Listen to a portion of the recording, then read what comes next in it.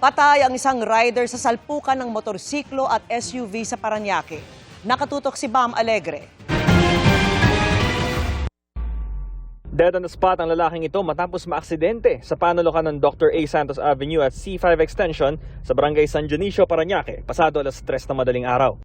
Sa mga kuwang ito ng isang rider na saksi sa insidente, duguan ng rider sa bangketa habang wasak ang kanyang motorsiklo. Sa hindi kalayuan naman, may isang SUV na wasak din ang harapan. Dinala ng mga pulis sa presinto ang driver ng SUV na tumangging humarap sa kamera. Aniya, sa korte na lang siya magsasalita. Iniimbestigahan pa ng pulisya kung paano nangyari ang aksidente. Kaninang madaling araw, mga past 3 o'clock na po yun eh.